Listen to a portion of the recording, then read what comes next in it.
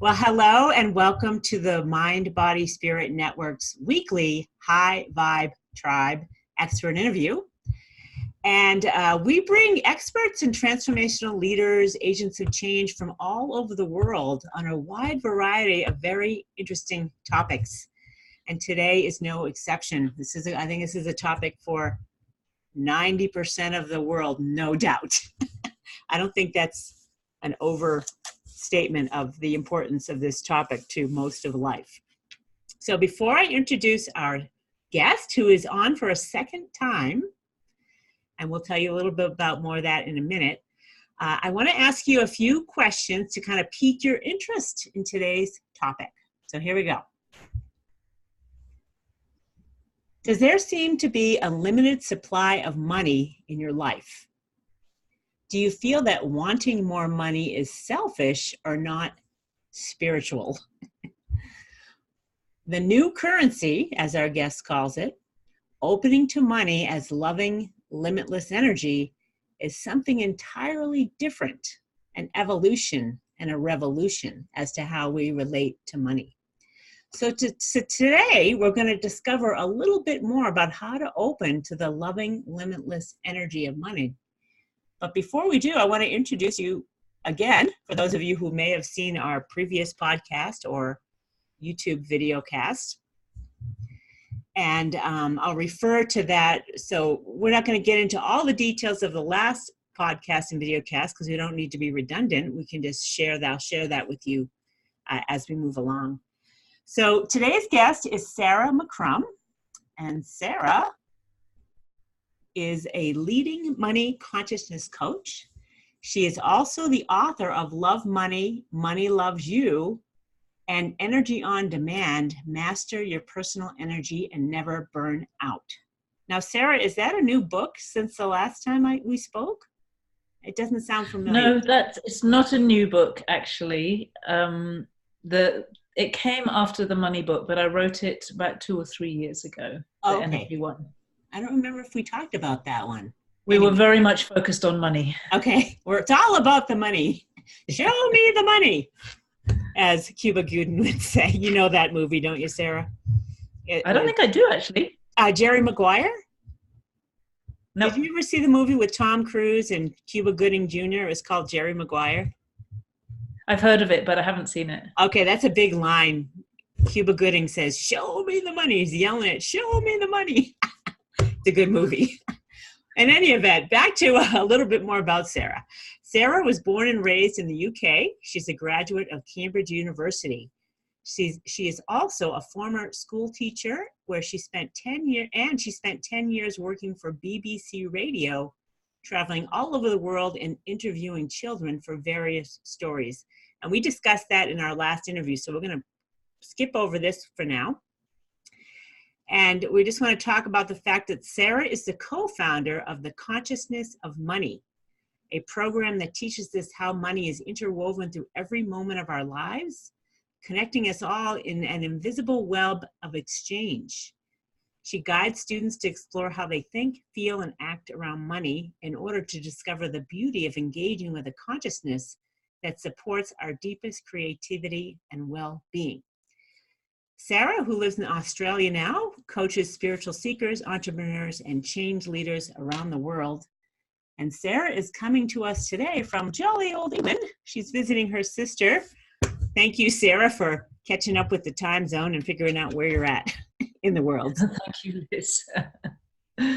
So Sarah came to us last time as a new faculty member of the Shift Network, and her first round with them, she did an event, it was a free online event that all Shift Network courses lead into called Discover the Generous Loving Energy of Money. And Sarah, it sounds like that was a big hit.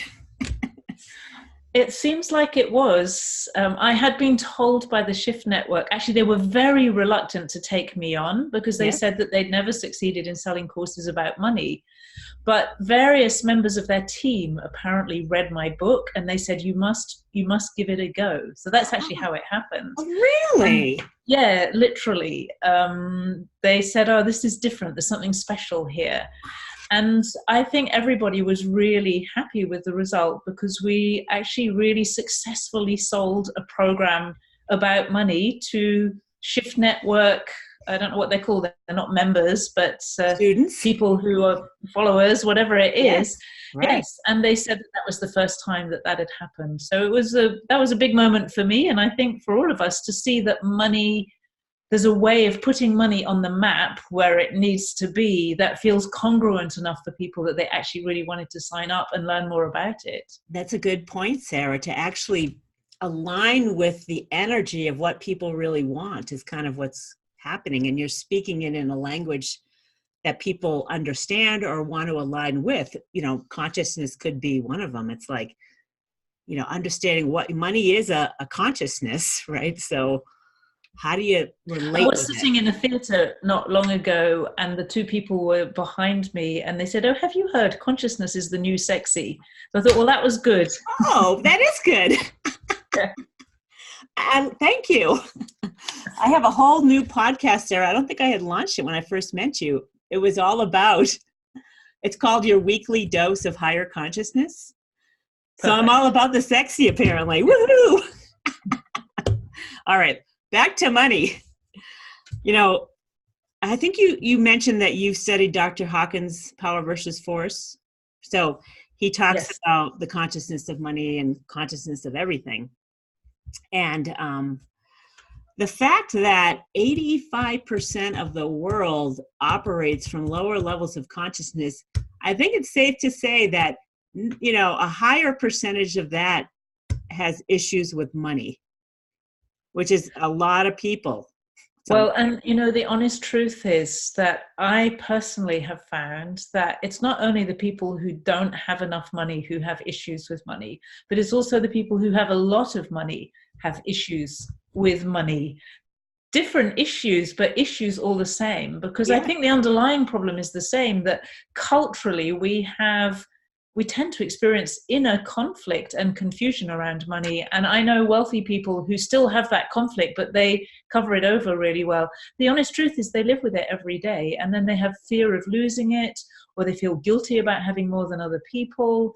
There are all kinds of things which are actually pretty much the same patterns as people with very little money. Yeah, I was going to say, what are the common problems? And they're all similar.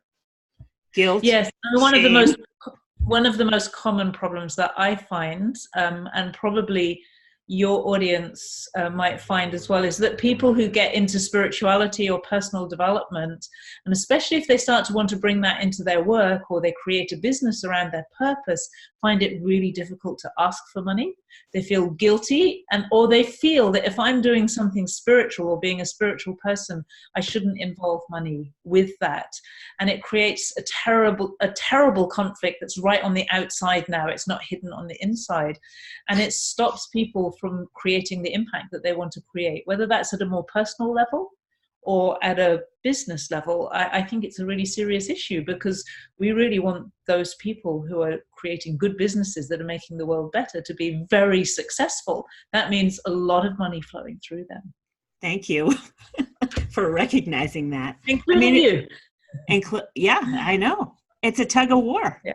If you're paying attention to it, you know, I pay attention to it. I'm like, it's inner conflict and a tug of war, which has its own root. Like, what's the root? And I'm fairly certain there's a mass consciousness involved in this, because it's been a struggle for forever. And now you're bringing it to another level here, Sarah. Yeah, I mean, it does go back. If you think Buddhism there's a lot about non-attachment, but very often, if we think of the ultimate Buddhist, it's a monk with a begging bowl who never touches money. So that's interesting. What does that do? You know, Buddhism is not a religion. So Buddhism has been the kind of a safe way to go spiritual without getting tied up in religion. Even there, we find this image of money somehow corrupts you. Christianity, we know that, you know, money is the root of all evil. It's harder for a rich man to get through, whatever it is, camel to get through the eye of a needle than for a rich man to go to heaven. So very mixed up. And I don't know about all different religions, but I know that in in all different religions, you're going to find a different relationship with money, but I don't think you're ever going to find one that feels very clean and wholesome. And what I found, which we talked about a bit last time, so I won't tell the story again, but when I wrote the book, Love Money, Money Loves You, is that when you start to realize that money is an aspect of love, just like everything else, life is love, let's say love expressing itself. Money is a part of life, so therefore money is also a part of love. Once you start to put those two together, you can actually create a kind of wholesome, healthy relationship with money where it's totally legitimate to ask for it. It's also really satisfying to pay people, pay for things. It's also satisfying to give, but you don't give it all away out of guilt. Right. And you realize that paying somebody creates circulation. Yes. So it makes money more than all right. It actually makes money a real beautiful pleasure. And that's a huge change. Yeah.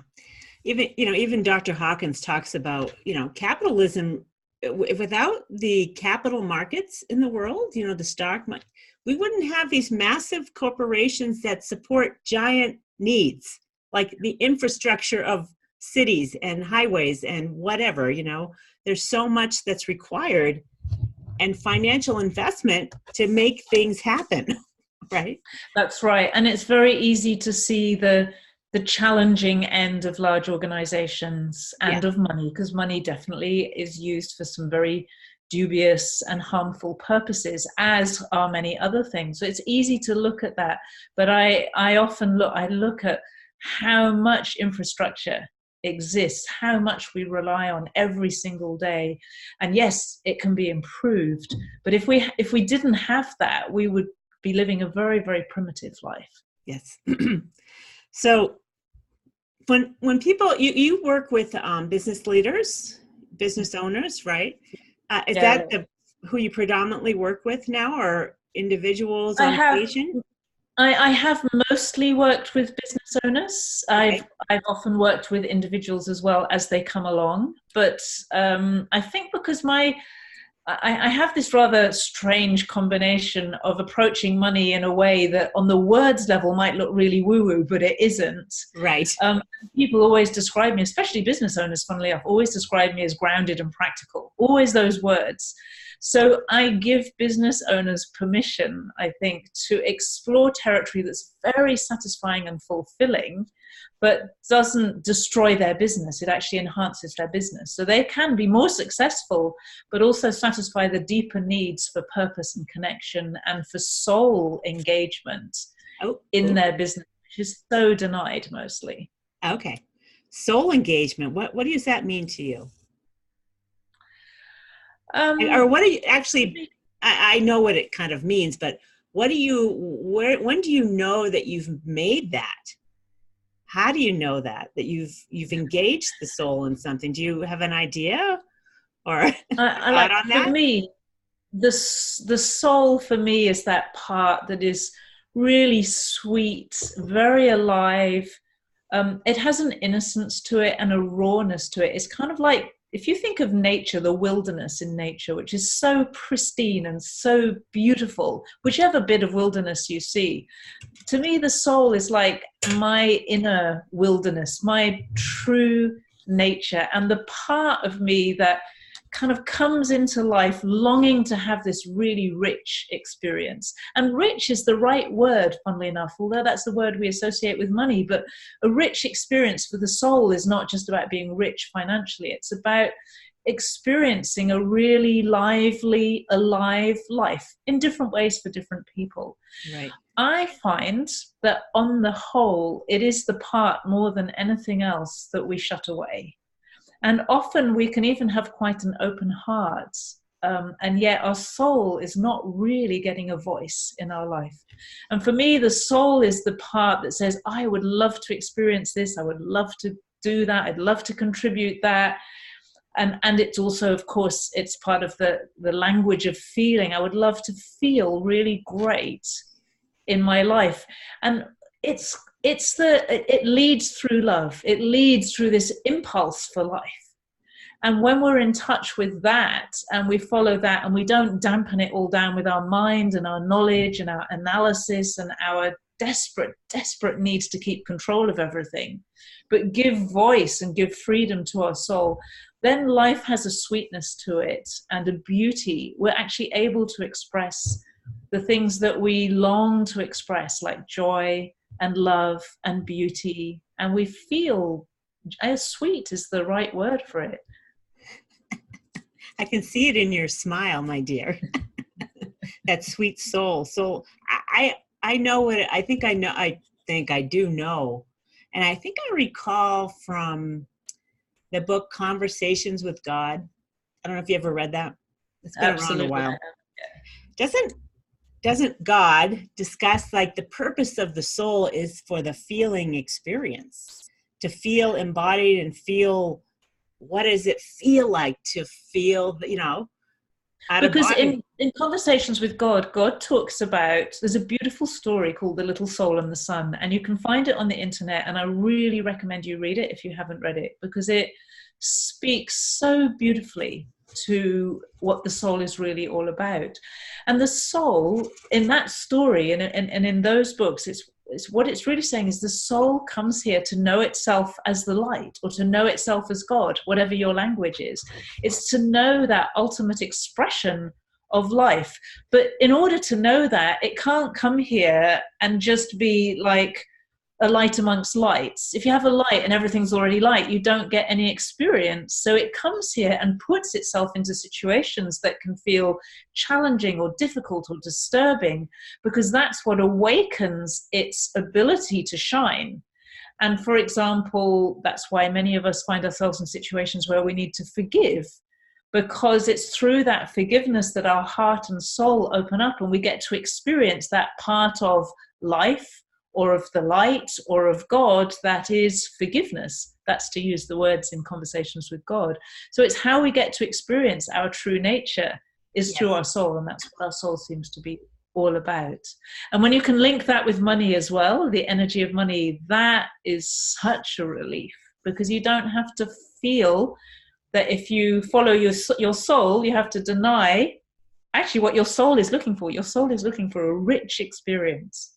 If you have no money, it's not to say your soul can't manage without money. There's a lot that you can do with very, very little. But if your soul comes into a world where there's lots of possible expression, where you can create beautiful experiences for people or beautiful things, you can't do that without money. Right. I love that little soul story. That you just, I love it. It makes me cry every time I read it. And it really hits home. Like, you got to get it. This, without contrast, you can't, everything is relative to another. Everything is a relative choice to something else. And if it's all bright lights, like you said, there's no choice. It's like, it's all the same thing. So it's like making a painting that's all one color. Right. You know, one painter can do that maybe as a contrast to all the others. But if everybody did it, we wouldn't have any painting. We'd have no art. Yes. It's the light and the dark, the shades and the tones, the layers, all of that is what makes an incredible painting, or a horrible, ugly painting. And that's the beauty of it. You can create a horrible, ugly life if you want to. You can create a beautiful life, whatever that means to you. That's the freedom that we have. And I think that's what all of this conversation is really about. It's how do we create a beautiful life and have the resources, actually materialize it. So it's not an imaginary beautiful life, but we actually materialize it. We experience it in our body, which is the experience our soul seems to have come along for. It came here into a body. Yes. So we need to do something with that body. All right. So back to the discussion of money. Which is actually linked, very closely linked. Yeah. Yeah. And I mentioned it in our last interview. I'm going to mention it again. Money is of higher consciousness according to consciousness calibrations. It is not evil at all. It's supportive, constructive, positive aspect oriented. And I think, when you see things about Buddhists or, letting go of the attachment of money, I think people with a lot of money have to let go with the attachment of having a lot of money. I mean, the feeling that they have about it, it's like, it's okay. Like, I think there's a Buddhist philosophy Like, it's okay if I have it. It's okay if I don't. And don't Yeah. disparage either side. It's like, okay. Yeah. It's like the And Riddick don't make it poem. your identity. I think people Right. make it their identity, and Yeah. then if they lose it, they feel like they're losing themselves. I know people Right. who've lost a lot of money and they literally lost themselves at the same time. They didn't know who they were anymore. That can be devastating. Yeah. And maybe it's right. That's a part of it. Losing yourself, identifying with money. Maybe we should talk about that for a second. That must be a big part of it, how you identify with it. Well, I think some people identify with poverty and they're actually proud of it, which is another kind of identity that you don't need to hold on to. It's like, I don't need money. A lot of people identify with sufficiency. I hear this all the time. I've always had enough. Even as a child, we always had enough in my family. But very often what I'll hear in the next sentence is, but I couldn't afford to come and visit you in Australia, or I can't do this thing that I would love to do because I don't have enough for that. So there's an enough which is considered to be a sufficiency, which is actually quite limiting. It's limiting their creativity and their expression, but they've made a virtue out of it. And so it's become part of their identity. And then you get, with wealthy people who get very attached to money and to the drive for money, it becomes the thing that motivates them. And then when that drops away, because there comes a point where, how much more is going to really satisfy you, again, they can be really lost because that deeper, more fulfilling purpose is not actually just bringing in money. I think there are some people who are made to make money, and they form the economy for us. They create work, they create opportunity that feeds families and takes care of us and builds our roads and all of that. There are people who are made to be business people. Yeah. But that's their purpose. It's not the money in itself. It's what money is all about, which is creativity and love and the expression of yourself as a soul who perhaps wants to have this remarkable role of supporting our economy and people in your country. Right. So what are some tips that you could, I do want to talk about, your next event. So Sarah has another event with the Shift Network because it was so successful the last time around that you're going deeper now with activating the new currency is the name of the next event, which people that are listening or watching now is available through November of 2019. And the live event is already passed, right, Sarah? It's just a recording Yes. now? Okay. So you can watch the recording now, which is a 1-hour interview where I talk more about the new currency, which is a way of connecting with the energy of money. So we're not talking just about cash. We're talking about the way you connect with the energy of money, which we could say is the energy of materialization, also of manifestation, also of creativity. And so it's the core principles of how you get all the resources that you need in order to create that beautiful life that I was talking about a little while ago. That's the new currency, essentially. The currency is the flow of money and resources through your life, in and out, constantly flowing through you as you express yourself in life and express your deep creativity. So this is what you're going to talk about in this Activating the New Currency recording that you can access now, and you may be able to access it beyond November usually. But in any event, there's always you can certainly access it through till the end. It'll certainly go, through till the end of November, I would say for sure. Yeah, cool. And in the event that it's not accessible, listeners and viewers will always have links in this interview on the mindbodyspiritnetwork.com to whatever. If Sarah has another event coming up, it'll pop up. So it's always the most recent thing will be available in our blog post about this. So I think I read in the description of this event, Sarah, that there's some type of energy activation you're doing. Yes, I do an activation in that interview in the free event. I do an activation of the new currency. So that's rather like, I'll just explain very briefly what that is. If you imagine seeds, before you put them in soil and put water on them, they're inert, they don't grow. But once you put them in the soil and you pour some water on them, then the seeds start to germinate. So the activation is essentially a kind of germination of the seeds of this new currency, of this way of relating with money. And that's it. It probably lasts about 10 minutes, and it's in the live event. Oh, well, that's worthwhile. So I'd recommend that to you guys. And I'll have a link to that in the podcast notes and the video cast to go get activated. And I would say it's worth mentioning that actually the whole interview is essentially an activation. Whatever I talk about in there, there's an energy transmission that goes with it, and it will start to not only make you think differently, because you probably will hear things you haven't thought about before, but it actually changes your energy just by listening to that interview. And that change will start to make shifts in your life. So the whole interview is an activation with a kind of special activation in the middle of it. So it's just putting things into different contexts is an activation in itself, I think, based on like what Dr. Hawkins talks about. It's just to discuss putting consciousness into context realigns the energies. And that's what you're doing in this. You're realigning your beliefs and thoughts and how you identify with money, how you identify as yourself as a human being with or without money. And I also trained for 22 years with Chinese masters, and all that training is about transmission, energy transmission. So there's that kind of grows with it, that there's this transmission that people will often say, oh, I can feel the energy. I can feel it when you're talking. And so that's what I'm talking about. There's a transmission that happens all the time at the same time. So all of these shift events turn into live courses. And Sarah, this is a more advanced course. Could you tell us a little bit about, I recommend that you go get activated for sure. And if you're interested in taking Sarah's course, you're going to have to go through the webinar in order to access the course and sign up for it. So either way, it's all good stuff, because if you're going to take the course, you're going to want to go through the first part of it regardless.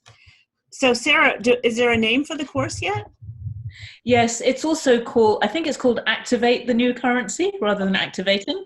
And it's deepen your relationship with the generous, loving energy of money.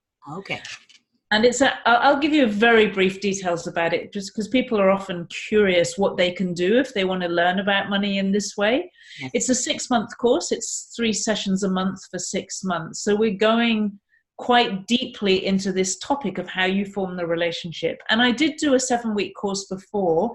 So if you didn't do that 7-week course, that gets bundled in with the advanced course, so that you're not starting at a disadvantage. You can actually do that previous course as well alongside it, and then you'll catch up with everything. And it is going to be, I think, my purpose in doing this is to really help people get results. It's about getting tangible, material results in your life, changing stuff that's not working for you, making money where you're not making it at the moment, in a grounded, practical way that will last. It's not about quick fixes that will disappear. It's about you changing habits, changing the way you think, changing the way you feel, and developing a relationship with the energy of money that you can continue to grow for the rest of your life. Because that's the truth. This is not a relationship that's going to go away. Right. No divorce is possible with money. So I just want to mention the significance of taking a course like this that's spread out over 6 months. And I think it's safe to say, if you have issues with money, it's needed to realign those energies and to break the habits and the regularity of every 3 times a month. Sarah, that's a lot. Yeah. Right? Yeah. So 18 sessions is probably what is needed for chronic money issues or chronic relationship issues with money. It's like, even if you have a ton of money, but you still have this chronic belief and fear or whatever, and guilt and shame, those levels of consciousness are not helpful. And they're likely to corrupt other parts of your life, like your body, right? Absolutely, they do. And also, we had quite a lot of business owners on the first course. So for people who maybe have a business, which might not be anything to do with their interest in the mind, body, spirit stuff, or they might not think it is. Right. But actually, when you start to bring this into your business, or bring it into your work as well, if you're working as an employee, for example, or share it with your family, share it with your kids. That these are all really important areas where money is an extremely significant subject. Yeah. So Sarah, I'm excited. I'm going to go do your activation webinar for sure. Yeah. And I think it would be a delight to spend the next 6 months with you working through money issues and all the garbage that was wrapped up around it for many of us. So, yeah. And actually developing a good relationship. I do want to say it's not only about the garbage. no, good. Yes, I know. People often get really hooked up on getting rid of the old patterns. Okay. Actually, what's really important is establishing some new patterns. Yeah. Imagine if you're lazy, or if you have patterns of eating bad food and you get rid of that pattern, but you don't start eating good food. It's actually, if you start eating good food, you're not going to eat bad food anymore. Right. So it's really the establishment of new healthy patterns that allows the old patterns to drop away. Thank you. You're going to feed us good food about money. That's what I want. All right. So listeners and viewers, you can connect to all the resources that we're talking about here at the mindbodyspiritnetwork.com/interview-Sarah-McCrum. MCCRUM, and it's Sarah with an H, SARAH-MCCRUM for you podcast listeners. And I'll have both of our interviews on the same page, so it's easy just to connect it all together. And you can see the first interview. And if you're listening to our podcast, it's podcast episode, season 1, episode 11 was our first interview.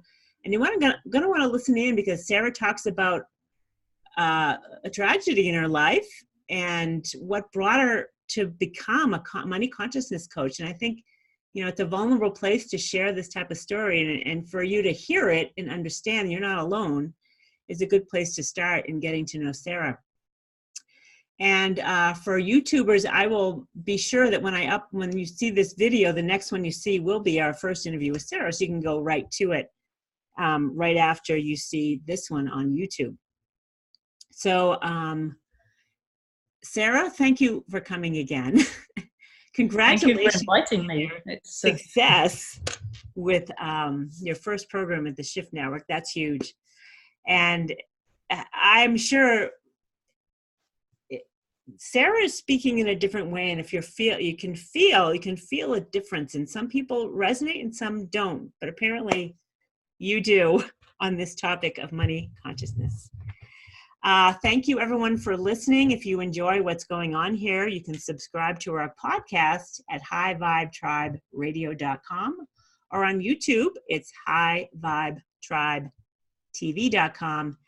And this is the Mind, Body, Spirit Network, which is an online directory for amazing events like the ones Sarah's a part of, online courses like the ones Sarah is a part of, and professionals in the mind, body, spirit realm, alternative health and well-being and transformational coaching. We got it all going on. Thank you, everyone, for listening. And Sarah, thank you for joining us today from jolly old England. Thank you very much.